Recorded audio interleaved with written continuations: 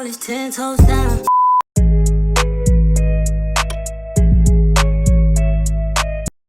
Some of you guys may have found my channel out from my travel vlogs, such as this one, or maybe another one. I have a whole playlist for my travel vlogs.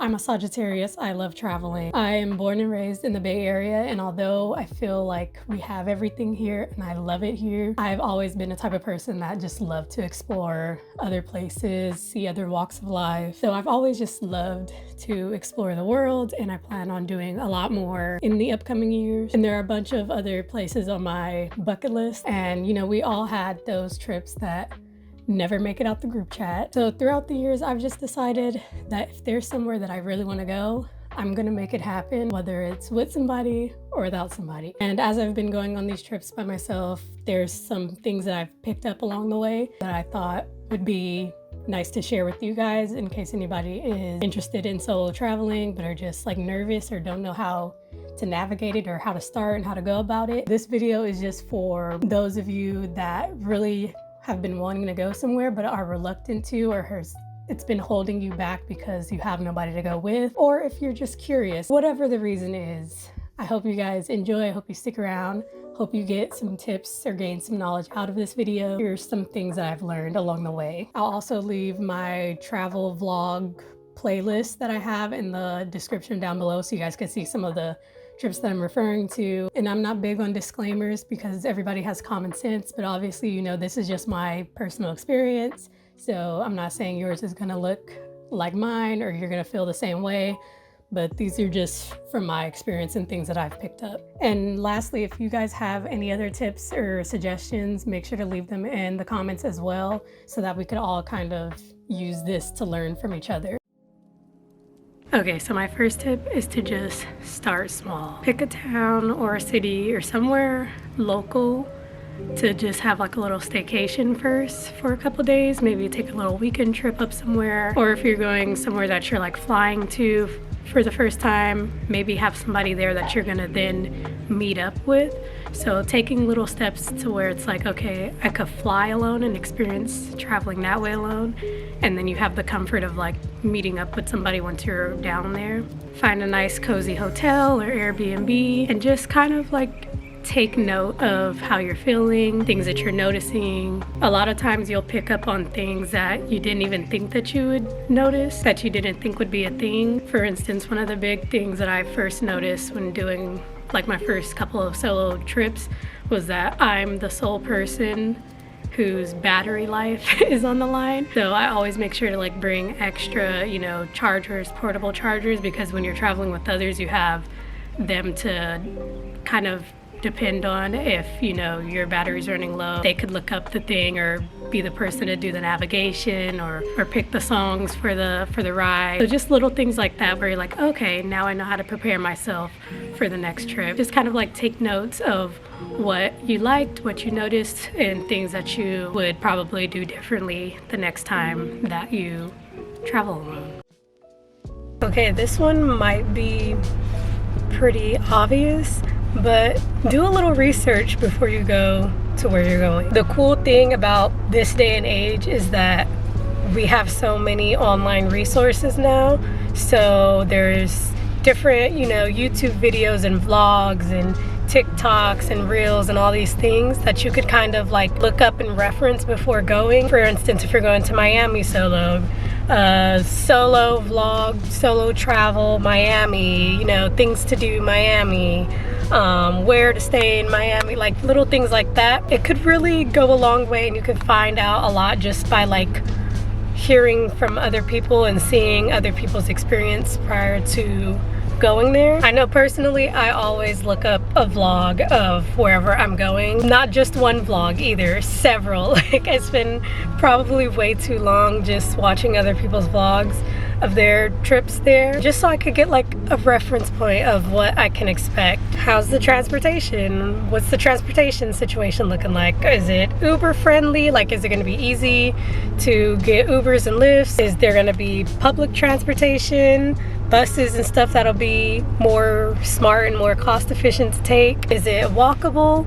Personally, I like going to places or staying in areas of the cities that I go to that are going to be the most walkable, so that I don't have to worry about you know, finding a ride around or taking public transportation for the first time in a city that I'm not familiar with. But that's not to say I don't do that option, especially in somewhere like, you know, New York, for instance, where the subway system is like very accessible and you could get around in the city very easily just by taking the subway. But yeah, you just kind of want to know like how solo travel friendly it is, and really like the more prep that you do beforehand, the more research that you do beforehand, it kind of helps to give a little bit of peace of mind, you know, what you could prepare for, instead of just getting there. I mean, you could get there and just kind of freehand it if you want to, and that's an experience in itself. And if that's the type of, you know, solo travel you want to do,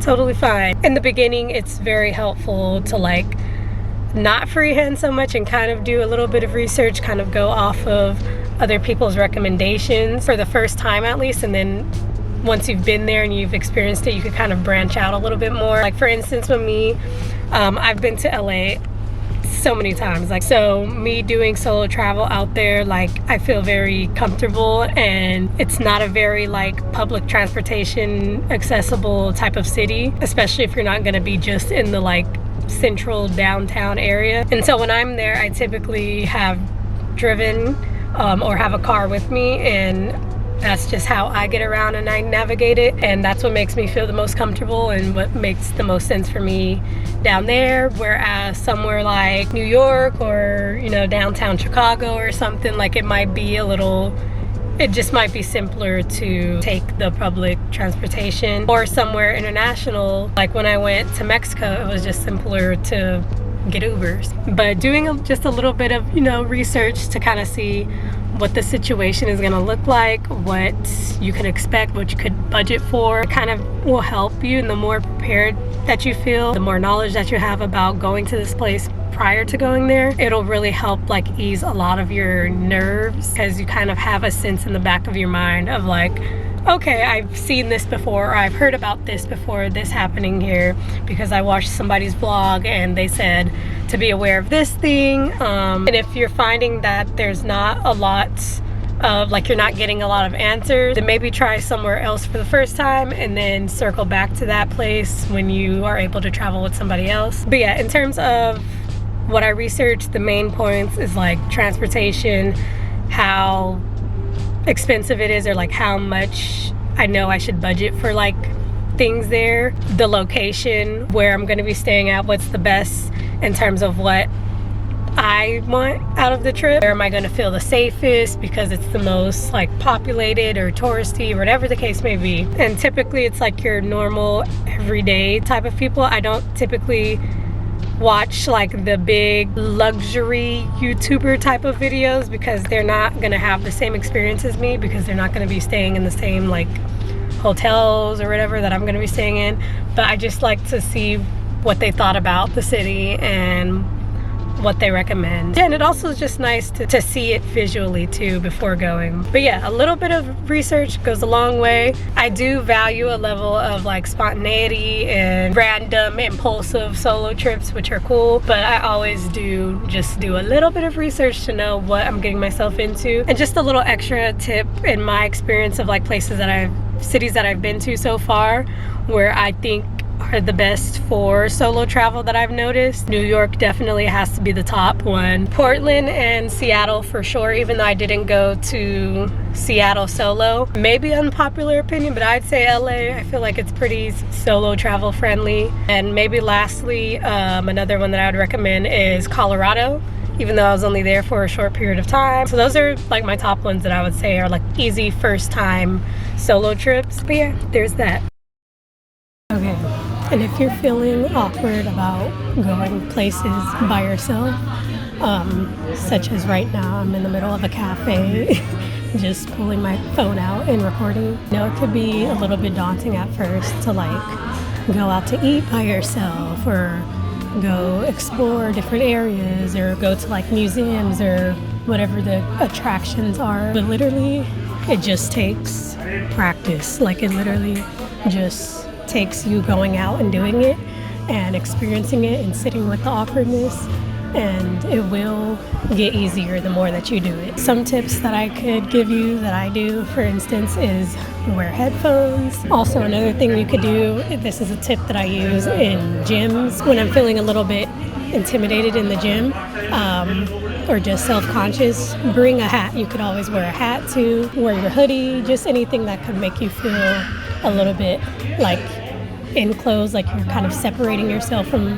the outside world. Another thing that you could do is try doing like a group activity or a group class. Most of the time there's going to be other solo travelers there too that's in your same boat, and you'll be able to like meet other people that are like-minded and doing the same thing, and it'll just help you. Even if there aren't any other solo travelers, it'll just help you feel less alone when you're like in a group setting. For instance, when I was in Hawaii, there was a solo traveler from Alaska that we met, and we were on a boat excursion with her. Yeah, we just like made conversation. She talked to us, and then she was just part of the group with us, and it was as if we were all just there together, even though we had just met her literally moments before on the boat. But yeah, bottom line is that most people are actually a lot more supportive than you would think, and they are not really tripping on you. And we're kind of all in the same boat most of the time. Don't be afraid to like go up to somebody that you feel is worthy and like ask them, hey, can you take a picture of me really quick? Like most of the time, people don't really mind. Don't be afraid to just go out and do it. If it's something that you want to do, like don't let the thought of doing it alone kind of stop you. Just kind of embrace the awkwardness, embrace that this is weird, but also at the same time, nobody is really tripping on you like that. Okay, this next one is a big one. I feel like it is the main thing that comes to mind when people hear solo travel. The main thing that sets off in their mind is safety. And I think this is the main thing that deters people from traveling alone, is the safety and the fear that comes with solo traveling. And just especially in today's day and age, when we're bombarded by, you know, a bunch of things happening in the world. I get it, I understand it. And as a female, I feel like it's amplified. This concern of safety is always going to be a thing when it comes to being a woman. Whereas I feel like with men, they just experience the world differently than how women do. So maybe there just is less fear and less hesitation when it comes to them solo traveling. But yeah, bottom line is safety is important, and a lot of people are concerned about their safety when solo traveling, which is understandable. Like I said, you know, people always ask me, aren't you scared to like do that by yourself, or you're going there alone? I don't like to live my life in fear. I don't like to let fear stop me from doing things that I want to do. But at the same time, I'm aware, I'm realistic, and I'm not naive to the fact that things happen. A lot to talk about when it comes to safety and solo traveling. And I don't want to scare any of you guys. I don't want to put fear into your minds, but I also at the same time want you guys to know that it's not as scary as it may seem. So we're just gonna spitball. I'm just gonna talk about some things that I wrote down. So to each their own, but yeah, here's some of the things that help me basically. The way I think about things is like, things could happen anywhere. Shoot, I live in the Bay Area. I've gotten my car stolen literally from in front of my house in broad daylight. I'm sure if I were to turn on the news, I could see a bunch of different things that have been happening in the area that I live in and that I was born and raised in. So things can happen no matter where you are. You could be in the safest, secure areas or cities or things that are traditionally where nothing happens, and things could just happen. Things happen anywhere. So that's kind of the way that I go about it, is like, I'm not gonna go into a city thinking the worst case scenario. I'm always gonna keep it in the back of my mind, but I'm not going to go in there moving all scared. Like, I feel like people could sense the fear, which brings me to a next point of like, when you're going places, you have to just move as if you belong there. Like, sometimes it's about like fake it till you make it type of thing. Like, you literally have to sort of like, you know what you're doing. Even if you don't know what you're doing, even if you don't know where you're at, I feel like you have to give off that energy of like, I belong here, I'm here, I'm walking around, I'm doing my thing, and it's just a normal Tuesday morning, you know? Another thing that goes along with that is to like kind of be inconspicuous. You kind of have to move in an inconspicuous manner. Don't try to draw a lot of attention to yourself. But yeah, really just fake it till you make it, look like you belong there. And that's where the point about like doing your research beforehand kind of comes into play, because now that you kind of have some sort of knowledge in the back of your mind of where things are at or how things are, how the culture of this city is, you kind of know a little bit of what to expect. You've got some tips from watching other people's videos and vlogs and things of that sort, or recommendations. Now you could kind of move with a sense of confidence and don't really come off of just like a frazzled tourist, you know what I mean? The next thing is just to be alert. You gotta stay on your P's and Q's, you know? You gotta be on your toes, be aware of your surroundings. Don't let that scare you, but you do have to kind of look at what's in front of you, look around, and don't just be like head down, glued to your phone. Things like when you're walking, and you have headphones on, make sure that you still have either like one ear out so that you could hear around you, or that you don't have it playing at a volume to where you are not able to hear what's going on. Be alert and plan for the unexpected. You know, don't assume the worst, but plan for, you know, in case things happen. So for example, pack things like, you know, pepper spray, your pocket knife, your whistle, you know, taser, whatever is gonna make you feel the most safe and like have that extra layer of protection. Do that. I feel like a lot of this is like common sense no matter where you go, but then again, like I said, I'm from the Bay Area, so I don't know if this is just like common sense for me, where it may not be like common practices around where you're from. And not saying that the Bay is just like a dangerous place, but I just feel like growing up, it's kind of like given me an upper hand of like, you know, when you go to certain places, you know, have your pepper spray with you when you're walking places alone, and especially I feel like these are just like practices as a woman, like I said, that we have to do anyway. So take all of that knowledge with you into the cities or places that you're going to as well, and do whatever is going to make you feel the safest. Really, when it comes to safety, the biggest thing for me is like to use your intuition. I feel like we all have a sense of like when something just doesn't feel right, it feels off. If you ever get that feeling, no matter where you're at, you could be in the middle of like on your way going somewhere, if something doesn't feel right, or even when you just get to like your destination, you could always change your mind. You do not have to stay there, even if it was a long trip, even if like you planned your day around going to a specific spot where you're going to be traveling at. If you get there and the vibes are off, you could leave. Whether that be like just the location when you get there is not as pictured and you're like, I'm not really feeling this, or whether that's like the people that you're around and you just, whatever somebody says, something rubs you the wrong way, or the way people are operating, just something just hits your spidey senses.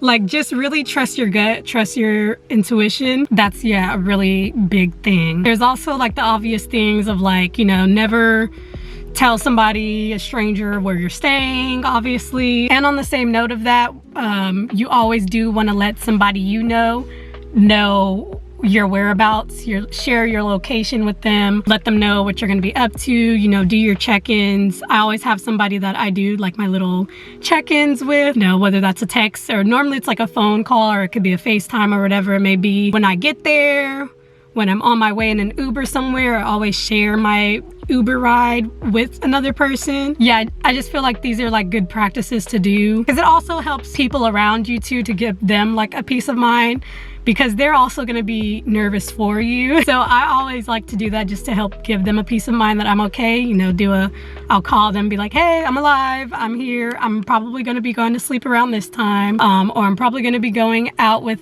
this person today if I'm meeting up with somebody in that city, just to let them know what's up, what's going on. That way, you know, everybody has a heads up of what's going on and that you're well. Also, pro tip, which you could also do, is if you're ever in an area or a situation that feels kind of weird, like you're not getting that full alarm that's like danger, danger. But you're just like, I don't know, I feel kind of uncomfortable, I feel kind of weird. Call them and just have somebody on the phone as you're like walking to your destination. You could even pretend to be on your phone. Like, you don't even have to really be on your phone. You could just pretend if you're getting, you know, a sense, or you just don't want to talk to anybody, you're getting cat calls, stuff like that. It happens. Pull out your phone. Hey, boyfriend. Okay, don't mind how I look right now while I'm editing this. Plus I have my little retainer things in that I haven't. Anyways, but I wanted to interrupt here and say that I found this guy on Instagram. I don't know if he's on TikTok too, but there's accounts like this similar where they'll do like fake phone calls, like the audio of fake phone calls, pretending to be like your husband or your boyfriend or whatever. You could play while you're in like an Uber or a Lyft or something. I don't know how to explain it. And basically you could kind of use that if you're ever in a situation where you feel uncomfortable and you want to like have somebody to call or whatever, or have that reassurance. I don't know, I thought it was really a cool idea, so I just wanted to mention that. It could be anything. You could like literally, oh yeah, I'm over here, like da da da, just start having a conversation with yourself. You know, sometimes it'd be like that. You could talk to people, but don't overshare your business. Obviously, you don't have to be antisocial. You know, you're out, you know, it's good to meet people and to network and get other contacts and have people to like bounce off of, but just don't overshare. People don't need to know your whole life story. They don't need to know where you're going to be resting your head that night. They don't need to know these details. So keep it short and sweet. If anybody asks while I'm solo traveling, I'm not solo. I'm with somebody. I'm just solo at this very moment, but I'm with somebody. They're in the hotel room, they're at the Airbnb. Oh, I'm staying with a friend. I'm meeting up with a friend. Typically, I say that I'm staying with a male. I don't know, I just feel like more comfortable saying that I'm with a male. And even at hotels, even if I'm staying at a hotel and I checked in alone, whatever, checked out alone, I always ask for like 2 of things, just to be more inconspicuous, just to not really let anybody know that I'm alone. Like, to always have the thought of there's another person with me at some point or another. Yeah, I just feel like safety is such a big thing, and one of those things that's like, a lot of it I feel like is really just like changing your perspective on things, because really if you think about it, people solo travel all the time, like for work or school, for, you know, business, even just leisurely travels. Like, people do travel alone, and there's more people that do it than you would expect, and it's super, like, I feel like it's become a lot more common over the years, so it's not as scary as it may initially seem. And I also get if it's just not for you, if it's just like, I would just rather not do that alone, like that just doesn't seem fun to me. But yeah, bottom line is things could happen anywhere. You just have to be aware of your surroundings. You have to be smart. Listen to your gut. Don't overshare your business. You know, be prepared ahead of time. Have whatever tools and things that you need with you that make you feel more safe. And just remember that it's a lot more common than you may think, and you're not as alone as you think. And 9 times out of 10, you're gonna have an amazing, safe trip. That's what I'm speaking upon, you guys. That's what I'm gonna be manifesting for you, and you're gonna be just fine.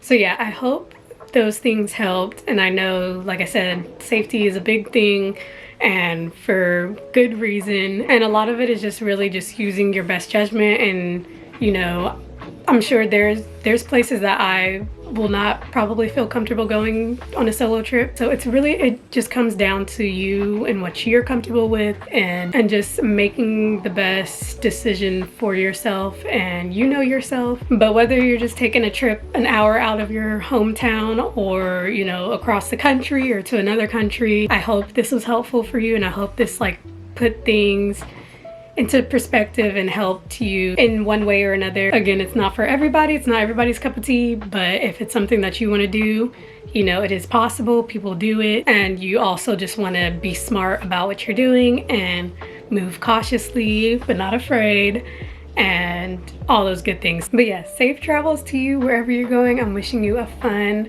successful trip, and I will see you guys in the next video. Peace.